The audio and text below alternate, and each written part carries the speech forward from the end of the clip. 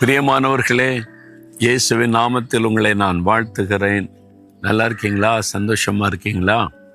இந்த காலை பொழுது ஆண்டவர் உங்களோடு பேசுகிறார். இந்த நாள் முழுவதும் அவருடைய கிருபை உங்களை தாங்கும். இன்னைக்கு நீங்க செய்ய போகிற ஒவ்வொரு காரியத்தையும் ஜெயமாக்கி தருவார். அதனால ஒன்றும் பயப்படாதுங்க. ஆனா முக்கியமான ஒரு காரியம் என்ன தெரியுமா? உங்களுடைய கண்கள் ஒரு இடத்துல பதிந்து இருக்கணும். அது எங்க தெரியுமா? எபிரேயர் 3:1 கிறிஸ்து இயேசுவை கவனித்து பாருங்கள். நீங்க கிறிஸ்து இயேசுவை கவனித்து பாருங்கள் அப்படின்னு இந்த வார்த்தை சொல்லுது. இந்த வார்த்தை எனக்கு ரொம்ப பிடித்தமான வார்த்தை மாத்திரால, இந்த வசனம் என் வாழ்க்கையை புரட்டி போட்டாரு. எப்படின்னு சொல்றீங்களா? நான் சொல்லியிருக்கிறேன், ஒரு இந்து குடும்பத்தில் பிறந்து வளர்ந்தவன்.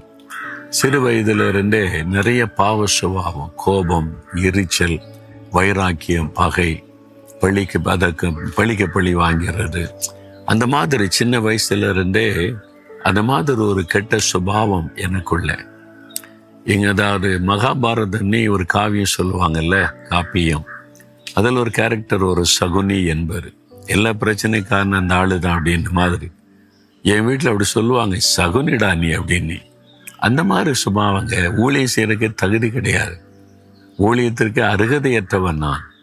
ஆனால் எப்படி இந்த ஊழியக்காரன் நான் மாறினேன்னு நினைக்கிறீங்களா? கிருபையா அந்த பாவியா என்னை தேடி வந்து ரட்சித்தாரா?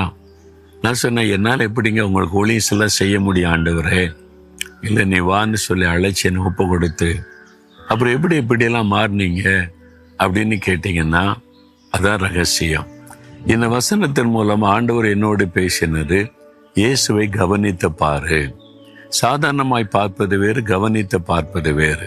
சாதாரணமா பார்த்தா என்னை பார்த்த உடனே சொல்லலாம், நீங்க இவங்க பிரதர் மோகன் லாசரஸ் அப்படின்னு. கொஞ்சம் கவனித்து பார்த்தா என்ன சொல்லுவீங்க? அவர் ஒயிட் ஷர்ட் போட்டிருக்காரு, ஒரு பெண்ணை குத்தி இருக்கிறாரு, கையில பைபிள் வச்சிருக்கிறாரு, அவருடைய முடியல கொஞ்சம் நரைக்கெல்லாம் ஆரம்பிச்சுட்டு வயசாகனெல்லாம் தெரியுது. கவனித்து பார்த்தா இதெல்லாம் தெரியுது இல்ல? சாதாரண பார்ப்பாரு வேறு, கவனித்து பார்க்கறது வேற. அப்போ இயேசுவை சாதாரணமாய் பார்க்கிறோம். அவர் வந்தாரு, அற்புதம் செய்தார், ஊழியம் செய்தார், மரித்தார், உயிர்த்தெழுந்தார்னு.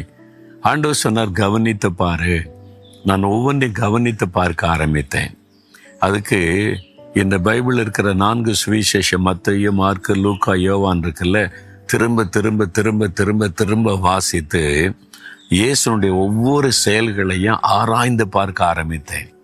அவர் இயேசு குருடருக்கு பார்வை கொடுத்தார், அவ்வளவுதான் தெரியும். எப்படி பார்வை கொடுத்தார், எப்படி அவரோடு பேசினார், எப்படி நடந்து கொண்டார், எப்படி அவர்களை தொட்டார், ஒன்னொன்னே தியானிக்க எப்படி அவர் பேசினது, நடந்தது, அற்புதம் செய்தது, அவர் எதிரிகளுக்கு பதில் சொன்னது, பாடுகளை ஏற்றுக்கொண்டது, அதை ஒவ்வொன்றையும் கவனிச்சு பார்க்க என் உள்ளத்தை ஆழமாய் தொட்டது.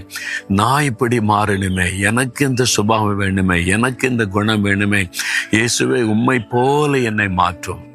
அப்படிதான் எனக்கு ஆசை வந்தது.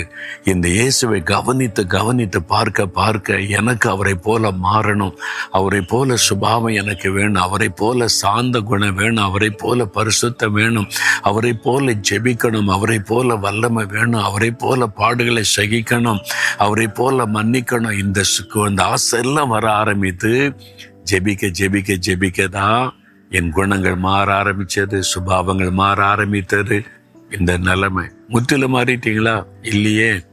இன்றைக்கும் அதுதான் அவரை பார்த்து ஜெபிக்கிறேன், இன்னும் என்ன மாத்துங்க, இன்னும் என்னை உருவாக்குங்க ஆண்டவரேன்னு சொல்லி. அப்ப அனுதினமும் கிறிஸ்து இயேசுவை கவனித்து பார்த்து அவருடைய சுபாவம் நமக்குள்ளே வரணும், அவருடைய குணம் நமக்குள்ளே வரணும், அவரை போல நான் காணப்படணும்ன்ற ஆசையோடு ஜெபித்தீங்கன்னா உங்களுடைய சுபாவங்கள், குணங்கள் எல்லாம் மாறி ஒரு தெய்வீக சுபாவம் உங்களுக்குள்ளே உருவாக ஆரம்பிக்கும். ஒரே நாளில் வராது. நீங்க ஜெபிக்க அவரை நெருங்க. அதனால கிறிஸ்து இயேசுவை கவனித்து பாருங்க.